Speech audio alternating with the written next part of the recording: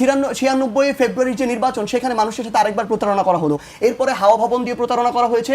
ঠিক এই কারণে মানুষ তারপরে এই নেতৃত্বের উপরে আস্থা রাখতে পারে নাই বলে মানুষ তাদের নেতৃত্বে আর আন্দোলনে নামে নাই। কেউ যদি সংসদে দাঁড়িয়ে বা এখানে হোক সালাউদ্দিন আহমেদ হোক অন্য কেউ এই কথা বলে যে আবেগ দিয়ে বিপ্লব হয়, সংসদ চলে না, দেশ চলে না, আমরা তাহলে ওই সালাউদ্দিন আহমেদকে জানাতে চাই বা প্রশ্ন করতে চাই তাদের সমস্ত নেতাকর্মীরা মিলে তাহলে এর আগের 16 বছরে তাদের এত বিবেকের সংমিশ্রণ ঘটিয়ে কেন একটা সরকারের পতন ঘটাতে পারে নাই। নুরুল ইসলাম মনি বলেছেন, সংবিধান সংশোধনে অচিরেই সবার অংশগ্রহণে একটি কমিটি গঠন করা হবে, খুব শিগগিরই করা হবে। কত সদস্যের কমিটি হবে তা চূড়ান্ত নয়, তবে সরকারি ও বিরোধী দলের আইন বিশেষজ্ঞরা কমিটিতে থাকবেন। এই বিষয়ে গতকালকে আমরা বক্তব্য শুনেছি, বিরোধী দলের পক্ষ থেকে বলা হচ্ছে যে সংবিধান সংস্কার পরিষদের কথা বলা হচ্ছে। আপনাদের অবস্থান কি আসলে? প্রথমত হচ্ছে পাশাপাশি আপার বক্তব্য, হ্যাঁ আপার বক্তব্য দিয়ে শুরু করতে চাই। ওটা এর মধ্যেই চলে আসবে আর কি। তিনটা জিনিস একদম নোট করা আছে। একটা হচ্ছে সব কিছু আবেগ দিয়ে চলে না, বিবেকের সংমিশ্রণ প্রয়োজন। আরেকটা হচ্ছে চল রাজুতে চল কিংবা শাহবাগে চল। আরেকটা হচ্ছে এই যে পড়াশোনা রিলেটেড বিষয় আর কি। এটা শুধু আপার এখানে না, এটা অন্যান্য যারা আমাদের বিএনপিপন্থী অ্যাক্টিভিস্ট আছেন, উপস্থাপক আছেন এবং সংসদে আছেন, তাদের সবার জায়গা থেকে এই জিনিসটা অবশ্যই বাংলাদেশে অসংখ্য বিএনপিপন্থী উপস্থাপক আছেন যারা সংরক্ষিত মহিলা আসনে যারা নিজেদেরকে দেখতে চান, এই জন্য প্রাণপণ চেষ্টা করে যাচ্ছেন। তো এরকম আছেন। এবং সংসদেও আমরা গতকালকে হচ্ছে না, এর আগের দিন মাননীয় আইনমন্ত্রীর জায়গা থেকেও শুনেছি, তিনিও কিছু বই পড়ার সাজেশন দিয়েছেন। তো এই জিনিসগুলা আমরা পরামর্শ হিসেবেই নিচ্ছি, কিন্তু এটা আসলে পরামর্শ হিসেবে বলা হয় না আর কি। এই জিনিসটা বলা হয় একটু মানে খোটা দেওয়ার জন্য আর কি। তো এখন ব্যাপারটা হচ্ছে কি, আসলে আমরা এগ্রি করি প্রত্যেকটা জিনিসে। প্রথমটা হচ্ছে যে আমরা মনে করি যে আবেগ দিয়ে সব কিছু চলে না, শুধু আবেগ দিয়ে অভ্যুত্থান হয় নাই। শুধু আবেগ দিয়ে অভ্যুত্থান হলে 1 জুলাইয়ে আমরা মার্চ টু গণভবন দিতাম, কিংবা আমরা 2 জুলাইয়ে মার্চ টু বঙ্গভবন দিতাম, 3 জুলাইয়ে মার্চ টু সংসদ ভবন দিতাম। আবেগ দিয়ে সব কিছু হয়নি। প্রত্যেকটা জায়গায় আবেগের সাথে বিবেকের সংমিশ্রণ ছিল। এই প্রত্যেকটা কর্মসূচি 1 জুলাইকে 36 জুলাই নিয়ে এসেছে। ওই জায়গায় দূরদর্শিতা, বিচক্ষণতা, পড়াশোনা, একাডেমিক নলেজ, আবেগ, বিবেক সবকিছুর একটা উপযুক্ত সংমিশ্রণ ছিল, যেই সংমিশ্রণটা বিগত 16 বছরে ছিল না দেখে হয় নাই। গতকালকে পার্থ ভাই একটা কথা বলেছে যে আপনারা 6 বলে 12 রান করলেও আমরা আমাদের জায়গা থেকে 300 রান করেছি, এগ্রি করি। কিন্তু দুঃখজনক হলে এটাও সত্য যে একটা 312 মিটার প্রস্থ নদীর 300 মিটারে গিয়ে আপনি যদি আর সাঁতার না কাটতে পারেন, আপনার ওখানে ডুবে মরতে হবে। এটা হচ্ছে বাস্তবতাটা হচ্ছে মানুষ তাদের জায়গা থেকে সব সময় চেষ্টা করেছিল যে এই যে বিরোধী দলীয় যে রাজনৈতিক দলগুলো মাঠে লড়াই করছে, আন্দোলন করছে, তাদের জায়গা থেকে তাদেরকে সাপোর্ট দেওয়া, সম্পৃক্ত হওয়ার। কিন্তু দুঃখজনক হলে এটাও সত্য যে মানুষ না তাদের উপর আস্থাটা পায় নাই। এই আস্থাটা এই কারণেই পায় নাই কারণ এর আগের 90-এর গণ অভ্যুত্থানের পরে 3 দলের যে জোটের যে রূপরেখা ছিল, সেই জায়গায় মানুষের সাথে প্রতারণা করা হয়েছে। এর পরবর্তীতে যে উপনির্বাচন মাগুরায় হলো, সেখানে বিশ্বাসঘাতকতা করা হয়েছে। 96 ফেব্রুয়ারির যে নির্বাচন, সেখানে মানুষের সাথে আরেকবার প্রতারণা করা হলো। এরপরে হাওয়া ভবন দিয়ে প্রতারণা করা হয়েছে। এরপরে মানুষের সাথে গুম, খুন, বিচার বহির্ভূত হত্যাকাণ্ড, বিদ্যুতের বদলে খাম্বা, এরকম অসংখ্য জিনিস দিয়ে মানুষের সাথে প্রতারণা করা হয়েছে। ঠিক এই কারণে মানুষ তারপরে এই নেতৃত্বের উপরে আস্থা রাখতে পারে নাই বলে মানুষ তাদের নেতৃত্বে আর আন্দোলনে নামে নাই। এই জন্য মানুষ তাদের সন্তানের বয়সী ছাত্রদের উপরে আস্থা রেখেছে, নেতৃত্বে নেমেছে এবং তারা তাদের জায়গা থেকে সামগ্রিক বিবেচনায় এই অভ্যুত্থানটা নেতৃত্ব দিয়েছে। কেউ যদি সংসদে দাঁড়িয়ে বা এখানে হোক সালাউদ্দিন আহমেদ হোক অন্য কেউ এই কথা বলে যে আবেগ দিয়ে বিপ্লব হয়, সংসদ চলে না, দেশ চলে না, আমরা তাহলে ওই সালাউদ্দিন আহমেদকে জানাতে চাই বা প্রশ্ন করতে চাই তাদের সমস্ত নেতাকর্মীরা মিলে তাহলে এর আগের 16 বছরে তাদের এত বিবেকের সংমিশ্রণ ঘটিয়ে কেন একটা সরকারের পতন ঘটাতে পারে নাই। তো এই জন্য এই কথাগুলো বলে ওইটাকে ছোট করে দেখার কোনো প্রয়োজন নেই। আর আরেকটা জিনিস কি, আমরা আমাদের জায়গা থেকে বয়স হয়তো অনেকের সন্তানের বয়স হতে পারে, ভাইয়ের বয়সে হতে পারে, আমাদের বয়স হয়তো 28, 29, 30 হতে পারে, কিন্তু আমরা আমাদের জায়গা থেকে দেশের সর্বোচ্চ বিদ্যাপীঠ যেগুলো আছে সেগুলো থেকে পড়াশোনা শেষ করেছি। ওই পর্যন্ত এই মানুষগুলো কিন্তু তাদের জায়গা থেকে পড়াশোনা করেছেন, কিন্তু তারপরে তাদের একটা দীর্ঘ অভিজ্ঞতা আছে। আমরা তাদের অভিজ্ঞতাকেও সম্মান করতে চাই, স্ট্রাগলকেও সম্মান করতে চাই। কিন্তু তারা যদি তাদের এই যে জায়গাটা তারা পেয়েছে, যেটা আজকে থেকে 2 বছর আগে তারা কল্পনা করে নাই, যেটার আসল বহিঃপ্রকাশ ঘটেছিল 5ই অগাস্টের ওই বিকালের দিকে আমাদের মাননীয় স্থানীয় সরকার মন্ত্রণালয়ের যিনি মন্ত্রী, আমাদের মহাসচিব সাহেবের মুখে, রুহুল কবির রিজভী ভাইয়ের মুখে কিংবা মির্জা আব্বাস ভাইয়ের মুখে, ওই অভিব্যক্তিটা এখনও থাকা প্রয়োজন। আমরা চাই ওটা আগামীতে থাকবে। এবার বেশ কিছু বিষয়, আমরা সংবিধানের সংশোধন চাই না। এই সংশোধন খেলা হতে হতে 17 বার খেলা হয়েছে। বিএনপির সময় নিজেদের মতো সংশোধন করেছে, আওয়ামী লীগের সময় নিজেদের মতো সংশোধন করেছে। প্রত্যেকটা হিতে বিপরীত হয়েছে, প্রত্যেকটা তাদের দলকে ক্ষতিগ্রস্ত করেছে, বাংলাদেশকে ক্ষতিগ্রস্ত করেছে। আমরা এই সংশোধনের খেলা খেলার জন্য একটা অভ্যুত্থান ঘটে নাই। আমরা আপা যেটা বললো মাত্র এই 28-2 নারী পুরুষের সমতা দেওয়া আছে, কোনো সমস্যা নাই। আমরা তো বলি নাই যে পুরো সংবিধানটা আপনি একেবারে বাতিল করে দেন, আমরা বলেছি সংস্কার করতে হবে। তো ওই সংবিধানের খেলা হবে না, নিজেদের সুবিধাজনক অবস্থান তারা তাদের জায়গা থেকে যেমন বলছে ওই ঐকমত্য কমিশনে তারা তাদের যে প্রস্তাবগুলো উত্থাপন করেছিল, যেগুলো বাধা দিয়েছিল, সবগুলো মেনে নেয় নাই। একটা দলেরই যদি সব মেনে নিবে তাহলে ঐকমত্য কমিশনের দরকার কি ছিল? বিএনপির ঐকমত্য কমিশন দিয়ে দিলেই তো হইতো। এইখানে সকল রাজনৈতিক দল, সকল জনগণের আকাঙ্ক্ষা যেমন লাগবে, ওই অন্তর্বর্তীকালীন যে সরকার আছে তাকে ওই আকাঙ্ক্ষাটা ধারণ করতে হবে যে সে একটা অভ্যুত্থানের উপর দিয়ে সরকার হয়েছে, তার আবার আলাদা একটা দায়িত্ব আছে। এবং বাংলাদেশের সকলে মিলে ফাইনালি ঐকমত্য কমিশনে এই বিষয়গুলোকে একত্রিত করে একটা জুলাই সনদ করেছে। যেই জুলাই সনদে কিছু দলীয় নোট অফ ডিসেন্ট বিএনপি দিয়েছে 9-10টা জায়গায়, 84টা বিষয়ে তারা ঐক্যমত্য হয়েছে। এটা হচ্ছে বাংলাদেশের স্বার্থে। সো তাদের দলীয় কোনো একটা জায়গায় নোট অফ ডিসেন্ট বাংলাদেশের স্বার্থ ব্যাঘাত ঘটাতে পারে না। যদি এটা হয় তাহলে তাদের স্লোগান সবার আগে বাংলাদেশ, এটা তাদের বাদ দিতে হবে। তাহলে যখন এই জুলাই সনদটা হলো, এই জুলাই সনদটা হওয়ার পরে এই জুলাই সনদের উপরেই তো গণভোট হলো। তো আপা যদি এখন একটু আগে বললেন যে গণভোটের সাথে জুলাই সনদের কোনো সম্পর্ক নেই, এটা কিভাবে? জুলাই সনদটা হওয়ার পরে অন্তর্বর্তীকালীন সরকার হয়তো তাদের জায়গা থেকে অনুধাবন করেছে, ঐক্যমত্য কমিশন হয়তো অনুধাবন করেছে যে আমরা জনগণের দাবিগুলো এখনো একমত হতে পারছি না, বিএনপি এভাবে বাধা দিচ্ছে, এগুলো যদি আমরা জনগণের একটা গণরায় ছাড়া নির্বাচনের পরে সরকারকে দিয়ে আপনি এগুলো বাস্তবায়ন করবেন, এগুলো তারা ছুঁড়ে ফেলে দিবে, যেমনভাবে 90-এর পরে দিয়েছিল। এই জন্য তারা এই গণভোটটা করলো।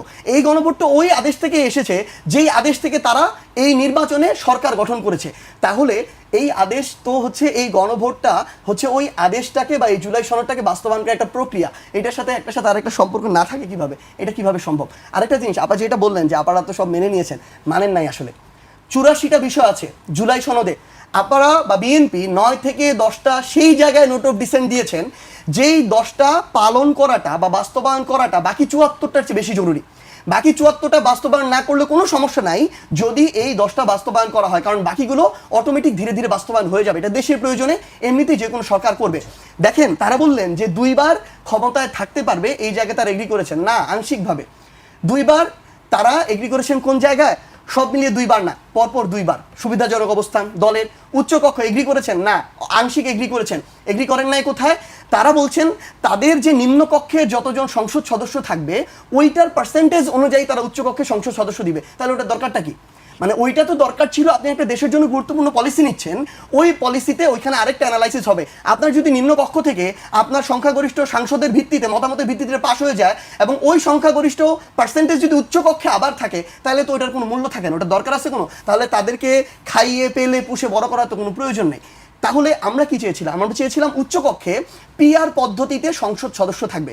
বাংলাদেশে এই মুহূর্তে 50% ভোট যেমন বিএনপি পেয়েছে, তাহলে 50% ভোট বাকিরা পেয়েছে, তাহলে 50% মানুষ ওই উচ্চকক্ষে থাকতে হবে। তাহলে ওইটার একটা লেজিটিমেসি থাকে, ওইটার একটা প্রয়োজন থাকে এবং ওইটা নিয়ে যুক্তিতর্ক হয়ে জনগণের কাছে প্রকৃত বার্তাটা যাবে। তাহলে বিএনপি প্রত্যেকটা জায়গায়, তা আরেকটা গুরুত্বপূর্ণ বিষয় দেখেন, পিএসসির মতো জায়গা যার মাধ্যমে বাংলাদেশের সরকারি চাকরিগুলো হয়, জনপ্রশাসনের মতো জায়গা, দুদকের মতো জায়গা, এই প্রত্যেক, তারপর হচ্ছে কন্ট্রোলার জেনারেলের যে জায়গা, অডিটের জায়গা, প্রত্যেকটা জায়গায় বিএনপি চায় তাদের সরকার বা ক্ষমতাসীন সরকার এই জায়গাগুলোকে গঠন করবে।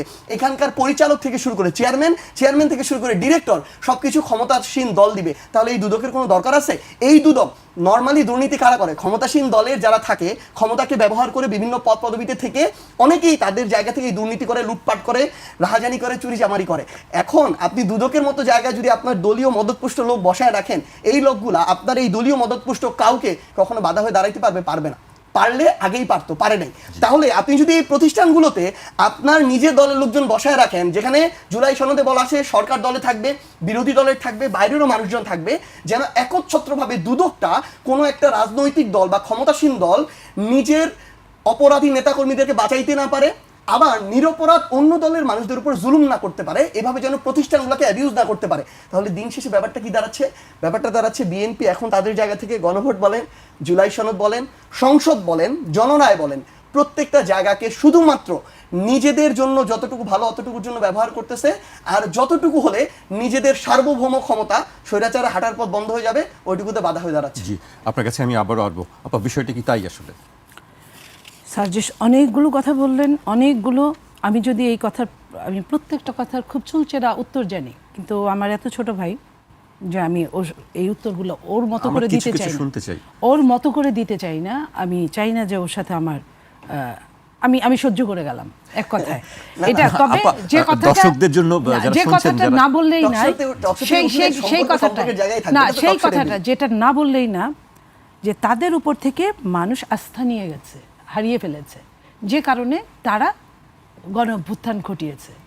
গণ অভ্যুত্থানটা এমন জিনিস, শুধু সামনের 5টা লোক দেখলে কিন্তু গণ অভ্যুত্থান বোঝা যায় না। গণ অভ্যুত্থান হয় সাগরের মতো।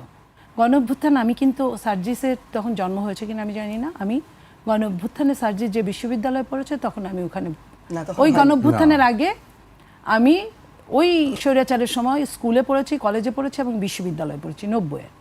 তো আমি গণ অভ্যুত্থান তখনও দেখেছি, আমার জীবনে 2টা গণ অভ্যুত্থান দেখা হলো। তো এই যে গণ অভ্যুত্থান বলা হয়, সার্জিস শুধু সার্জিসের সামনের কয়েকজন হাতে গোনা মানুষের নাম বলতে পারবে, পেছনের লাখো মানুষের গণ অভ্যুত্থান সে জানে না। পিছন থেকে কারা তাওয়া গরম করে সেটা সে জানে না, তার জানার ওই সময় হয় নাই, তার জানার সেই বয়সটা হয় নাই, তার জানার সেই সাংগঠনিক শক্তিটা হয় নাই, কারণ সে ওই ধরনের সাংগঠনিক কাজ করে নাই। বিএনপি একটা বিশাল বড়, কত বড় দল এটা নিশ্চয়ই এই মুহূর্তে বোঝা গেছে কিছুটা। বিএনপি কোনো কেউ আওয়ামী লীগের সঙ্গে আতাক করে নাই, যে বিএনপি এত নির্যাতনের মধ্যে বিএনপি দাঁড়িয়েছিল, বিএনপি প্রত্যেকটা সেক্টরে সেক্টরে পাহারাদার ছিল। আপনার কথা এগ্রি করছে না, মানতে চাচ্ছে না। না, ও যদি না মানে ওর সময় বলবে। তো আমি সেই জায়গাটাই বলি, আমি নীলুফার চৌধুরী মনি, আপনাদের সাথে, আপনারা জানেন আমি 4 তারিখ রাত পর্যন্ত, দিনে 2টা 3টা, রাতে 4টা 5টা আমি টকশো করে গেছি এই আওয়ামী লীগের রক্তচক্ষুকে সামনাসামনি প্রতিবাদ করা, প্রতিহত করা।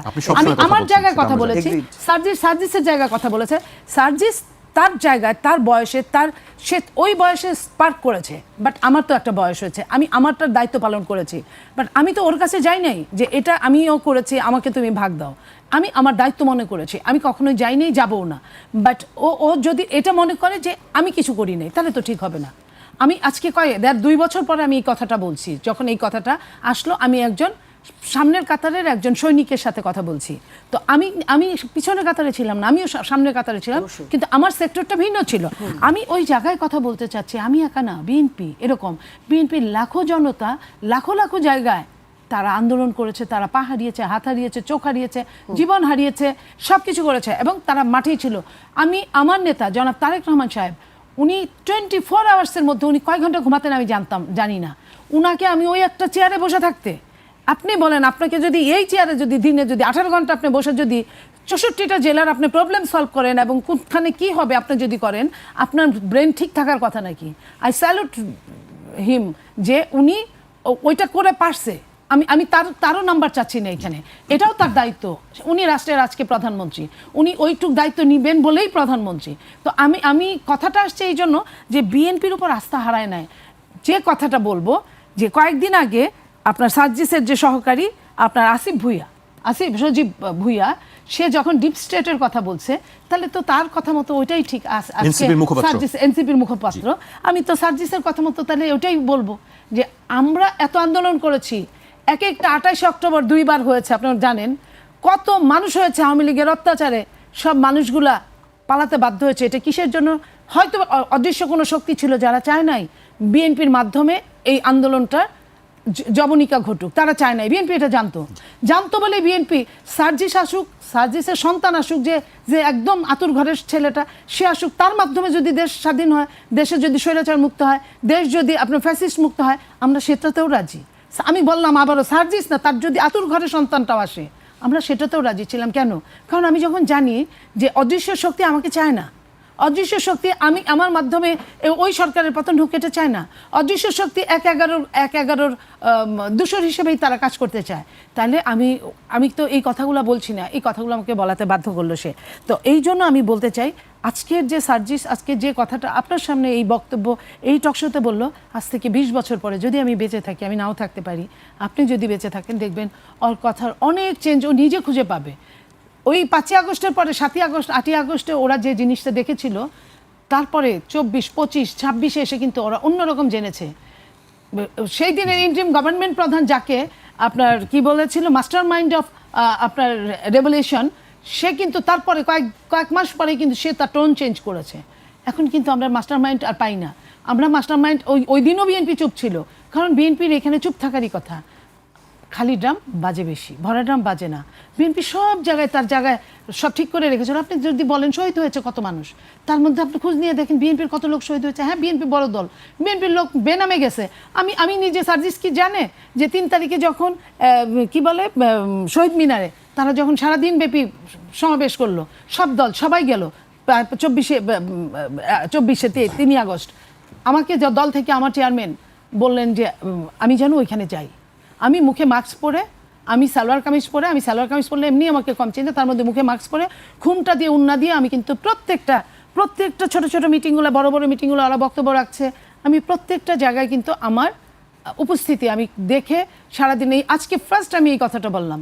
এবং ছাত্রদলও ছিল ওইখানে আরেকটা জায়গায়, খুব বেশি ছেলে মেয়ে না, ছাত্রদলের অনেক ছেলে মেয়ে ওদের সাথে মিশে গেছিল। এটাই উপর থেকে অর্ডারটা ছিল, আর আমার উপর অর্ডার ছিল আমি যেন যাই, আমি যেন দেখে আসি কি হয়। এটা আমি কিন্তু রাতে টকশো করেছি, দিনে কিন্তু আমি ওদের সাথে থেকেছি। সেই দিন রাতে টকশো তো সম্ভবত আপনার পান্না ছিল, যে পান্না পরবর্তীতে মারা গেল ওই যে বর্ডার ক্রস করতে গিয়ে। যাই হোক, আমরা দিনে কাজ করেছি, আমাদের কাজটাই ছিল এরকম, আমরা নেপথ্যে কাজ করব, সার্জিসটা নায়ক হবে, আমরা সেই নায়কদেরকে সম্মান করব। আজকে সার্জিস যদি আমাদেরকে বলে যে আমাদেরকে যদি রাস্তা চিনায়, এটা দুঃখজনক হবে। তো এই সঙ্গে আমি আরেকটু বলতে চাই পিয়ার নিয়ে, যেটা না বললেই না। জনগণ ভোট দিয়েছে, সার্জিস খুব কম ভোটে ফেল করেছে, ভোট দিয়েছে, ভোট দিলেই আর কয়েকটা ভোট পেলেই সে পাশ করতো, সে একজন প্রতিনিধি হতো।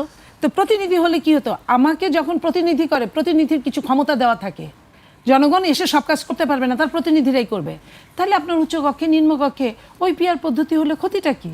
জনপ্রতিনিধি তো তার প্রতিনিধিত্ব করলো। হ্যাঁ, এইখানে বলতে পারে একটা কথা, যে এইখানে যদি জেনারেল ভোটে যদি পিয়ার পদ্ধতি করা হয়, তাহলে তাদের কিছু আসন বাড়ে, এটা আমি অস্বীকার করি না।